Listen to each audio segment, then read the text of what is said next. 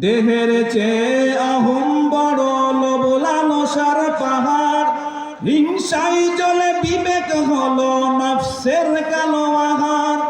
দেহের চেয়ে আহম বড় লোভ লালসার পাহাড়, হিংসাই জলে বিবেক হলো নফসের কালো আহার। হামান কারুন